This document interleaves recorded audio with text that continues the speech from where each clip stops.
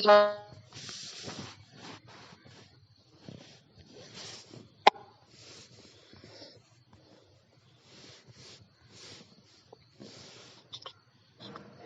അലൈക്കും പ്രിയമുള്ള സഹോദരി സഹോദരന്മാരെ, സഹോദരൻ ഫലൽ ജമാൻ സംസാരിക്കും. ഇൻഷാ അല്ലാഹ് അദ്ദേഹത്തെ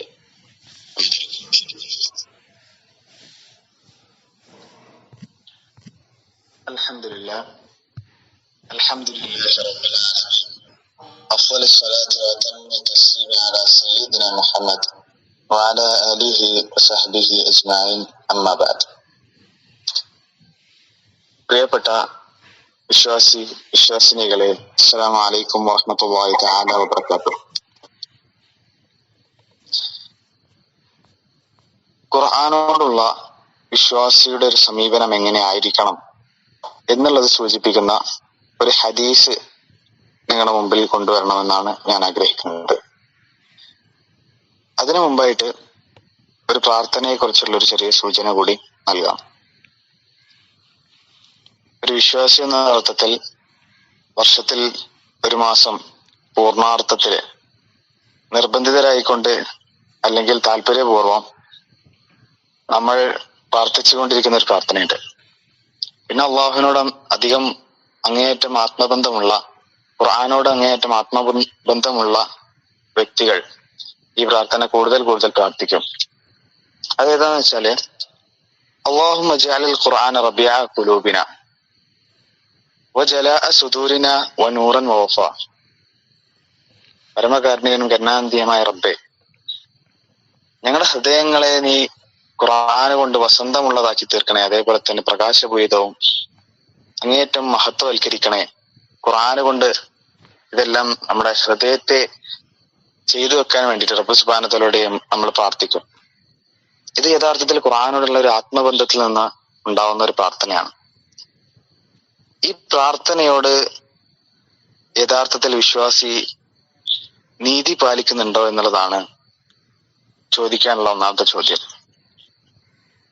അതിലേക്ക് സൂചന തരുന്ന, എങ്ങനെയാണ് ഒരു വിശ്വാസി ഒരു ഖുർആനിക ആയത്ത് കേട്ട് കഴിഞ്ഞാൽ ഉണ്ടാവുന്ന ഒരു സമീപനത്തെ ഈ ഹദീസിൽ നിന്ന് നമുക്ക് പഠിക്കാൻ സാധിക്കും. അബ്ദുല്ലാഹി ഇബ്നു മസ്ഊദ് റളിയല്ലാഹു അൻഹു റിപ്പോർട്ട് ചെയ്യുന്ന ഒരു ഹദീസിൽ നമുക്ക് ഇങ്ങനെ കാണാം. ഖാല ലി അൻ-നബിയ്യു സ്വല്ലല്ലാഹു അലൈഹി വസല്ലം, പ്രവാചകൻ സല്ലല്ലാഹു അലൈഹി വസല്ലം എന്നോട് പറഞ്ഞു, ഇഖ്റ അലയ്യ, എനിക്ക് നീ ഓതി തരിക. ഖുൽതു, അപ്പൊ അദ്ദേഹം ചോദിച്ചു, അഖ്റ അലൈക, നിങ്ങൾക്ക് ഞാൻ ഓതിത്തരേ? ഓ അലൈക ഉൻസില, നിങ്ങൾക്ക് ഇറങ്ങിയിട്ടുള്ള ഗ്രന്ഥത്തെ നിങ്ങൾക്ക് ഇറങ്ങിയിട്ടുള്ളത് ഞാൻ ഓതിത്തരേ എന്ന് ചോദിച്ചു. അപ്പൊ പ്രവാചകൻ സന്തോഷത്തോട് കൂടിയിട്ട് പറയാണ്, ഇപ്പൊ ഇനി ഉഹൈബു, തീർച്ചയായും ഞാൻ ഇഷ്ടപ്പെടുന്നത് അൻ അസ്മഅഹു മിൻ ഗൈരി, ഞാനല്ലാത്ത മറ്റൊരു വ്യക്തിയിൽ നിന്ന് അത് കേൾക്കലാണ് എനിക്ക് ഏറ്റവും കൂടുതൽ ഇഷ്ടം. നമുക്ക് പല ആളുകൾക്കും അതായിരിക്കും ചിലപ്പോ നമ്മളെ സൗണ്ടിന്റെ ഒരു പ്രശ്നം കൊണ്ടോ, ബാക്കിയുള്ളവരുടെ ഓത്തിനോടുള്ള ഒരു സ്നേഹം കൊണ്ടോ, അപ്പൊ ബാക്കിയുള്ളവരുടെ ആ ഒരു രീതിയിലും ശൈലിയിലും കേൾക്കാൻ നമുക്ക് ഭയങ്കര താല്പര്യമായിരിക്കും. അപ്പൊ അങ്ങനെ പ്രവാചകൻ സല്ലല്ലാഹു അലൈഹി വസല്ലം പറയാണ്, ഇപ്പൊ ഖറഅതു അലൈഹി സൂറത്തു നിസാ. അങ്ങനെ അബ്ദുല്ലാഹി ഇബ്നു മസ്ഊദ് റളിയല്ലാഹു അൻഹു സൂറത്തു നിസാ ഓതി കേൾപ്പിക്കുകയാണ്. ഹത്താ ബലഗ്തു, ഞാൻ ഇവിടെ വരെ എത്തുന്നത് വരെ. ഏതായിരുന്നു ആയത്ത്? ഫകൈഫ ഇദാ ജിഅനാ മിൻ കുല്ലി ഉമ്മത്തിൻ ബിശഹീദിൻ വജിഅനാ ബിക അലാ ഹൗലാഇ ഷഹീദ.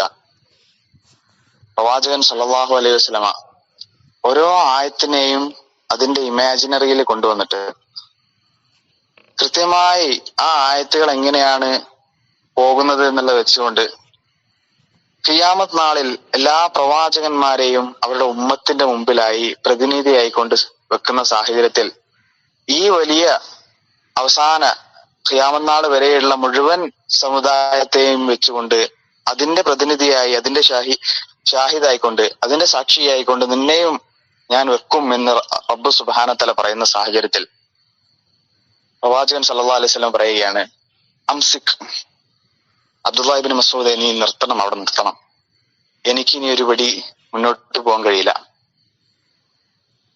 അങ്ങനെ തിരിഞ്ഞ് നോക്കുന്ന സന്ദർഭത്തില് അബ്ദുല്ലാഹി ഇബ്നു മസ്ഊദ് റളിയല്ലാഹു അൻഹു കാണുന്നത് ഫഇദാ ഐനാഹു തസ്രിഫാൻ, കണ്ണുകൾ നിറഞ്ഞ് ഒഴുകുകയാണ്. കാരണം ഈ ഉമ്മത്തിന് വേണ്ടിയിട്ട് ഞാൻ മുമ്പിൽ നിൽക്കണമല്ലോ എന്നുള്ള അള്ളാഹുവിന്റെ മുമ്പിൽ ഖിയാമത്ത് നാൾ നിൽക്കുന്ന ആ ഒരു സാഹചര്യം, അത് പ്രവാചകന്റെ മനസ്സിലേക്ക്, ഹൃദയങ്ങളിലേക്ക് അലയിട്ട് കയറുകയാണ്. ആ ഒരു സന്ദർഭത്തിൽ ഒരു അർത്ഥത്തിലും പ്രവാചകന് മുന്നോട്ട് പോകാൻ കഴിയുന്നില്ല. ഇബ്നു ഹജർ അൽ അസ്കലാനി റഹിമഹുല്ലാഹ് അദ്ദേഹം ഈ ഹദീസിനെ വിവരിച്ചുകൊണ്ട് പറയുന്നുണ്ട്, ബക്കാ റസൂലുള്ളാഹി സ്വല്ലല്ലാഹു അലൈഹി വസല്ലം റഹ്മത്തൻ ലി ഉമ്മത്തി, ഉമ്മത്തിനോടുള്ള കാരുണ്യം കൊണ്ടാണ് പ്രവാചകൻ സ്വല്ലല്ലാഹു അലൈഹി വസല്ലമ കരഞ്ഞു പോയത് എന്ന് പറയുന്നുണ്ട്. അപ്പൊ ഇവിടെ പ്രവാചകൻ കരഞ്ഞ നുബുവത്തിന്റെ വിഷയത്തിനപ്പുറത്തേക്ക് പ്രവാചകൻ ഖുർആനോടുള്ള ആ ഒരു സമീപനം, ഈ അർത്ഥത്തിൽ വിശ്വാസി എന്ന അർത്ഥത്തിൽ ഞാൻ എന്റെ ജീവിതത്തിൽ എങ്ങനെയാണ് ഈ ഒരു സമീപനം വളർത്തിയെടുക്കുക? ഇത് വളർത്തിയെടുക്കാൻ രണ്ട് കാര്യങ്ങൾ ചെയ്താൽ മതി. ഒന്ന്, ഖുർആൻ പൂർണാർത്ഥത്തിൽ സത്യമാണ്, ആ സത്യമായ ഗ്രന്ഥം എന്നോടാണ് സംസാരിക്കുന്നത് എന്നുള്ള ഒരു ബോധത്തോടു കൂടി ഖുർആനെ സമീപിക്കുക. ഖുർആൻ പറയുന്ന ഓരോ ആയത്തുകളോടും എന്നോടാണ് സംസാരിക്കുന്നത്. വളരെ സിമ്പിളായ ഒരു ഉദാഹരണം പറയാം.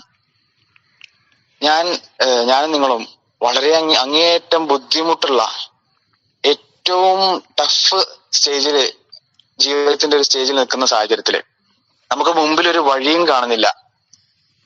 വളരെ ചെറിയൊരു സൂറത്താണ് വദ്ദുഹ.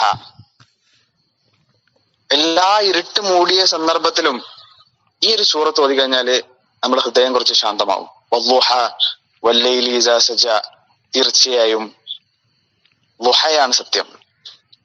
പകല് വരാനിരിക്കുന്നുണ്ട്, എത്ര ഇരുട്ട് മൂടിയാലും പകല് വരാനിരിക്കുന്നുണ്ട്. വല്ലൈലി ഇദാ സജ മാ വദ്ദഅക റബ്ബുക വമാ ഖലാ, തീർച്ചയായും നിന്റെ റബ്ബ് നിന്നെ കൈവിട്ടിട്ടില്ല. വലൽ ആഖിറതു ഖൈറുൻ ലക മിനൽ ഊല, തീർച്ചയായും പരലോകമാണ് നിനക്ക് ഏറ്റവും ഉത്തമം.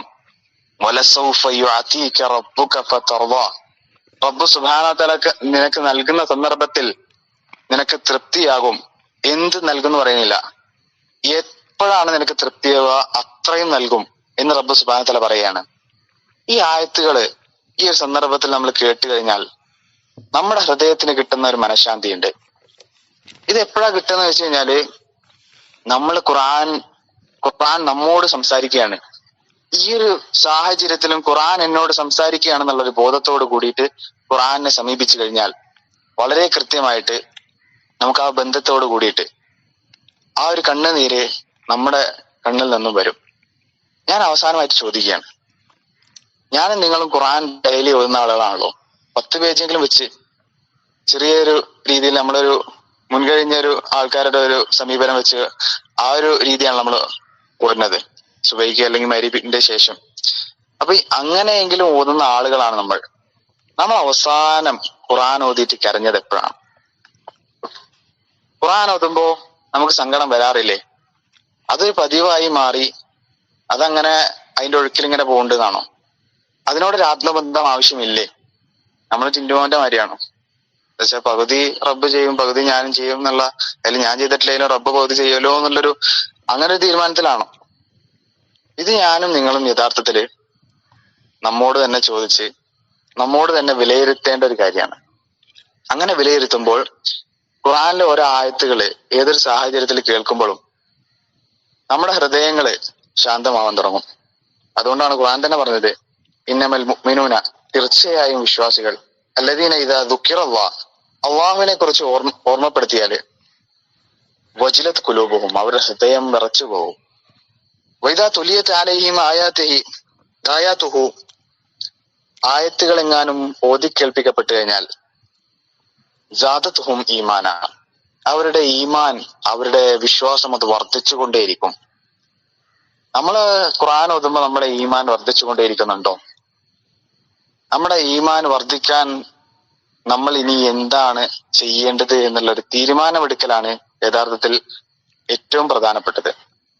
ഇപ്പൊ നമ്മൾ നിൽക്കുന്ന സാഹചര്യത്തിൽ നിന്ന് മുന്നോട്ട് പോകാൻ അള്ളാഹുവിന്റെ റസൂൽ സ്വല്ലല്ലാഹു അലൈഹി വസല്ലമ പഠിപ്പിച്ച രീതിയിൽ അങ്ങേയറ്റം ഖുർആനോടും അള്ളാഹുവിനോടും ബന്ധമുള്ള രീതിയിലേക്ക് മാറാൻ ഞാനും നിങ്ങളും എന്താണ് ചെയ്യേണ്ടത് എന്നുള്ളൊരു ചിന്ത ഉണ്ടാക്കി എടുക്കുക എന്നുള്ളതാണ് പ്രധാനമായും ഞാൻ ഉദ്ദേശിക്കുന്നത്. ആ ഒരു അർത്ഥത്തിൽ ഖുർആൻ നമ്മേവരുടെയും ഹൃദയത്തിന്റെ വസന്തമായ റബ്ബ് സുബ്ഹാനഹു വ തആല തീർക്കുമാറാകട്ടെ. അതുപോലെ തന്നെ എല്ലാ പാപങ്ങളിൽ നിന്നും മുക്തമായിക്കൊണ്ട് ചെറുതും വലുതുമായ എല്ലാ പാപങ്ങളും റബ്ബ് സുബ്ഹാനഹു വ തആല നമുക്ക് പുറത്തുനിന്ന് മാപ്പാക്കി തരുമാറാകട്ടെ. വഖൂലു ഖൗലി ഹാദാ അസ്തഗ്ഫിറുല്ലാഹ ലി വലക്കും വലതസ്തഗ്ഫിറൂഹു ഇന്നഹു ഹുവൽ ഗഫൂറുർ റഹീം.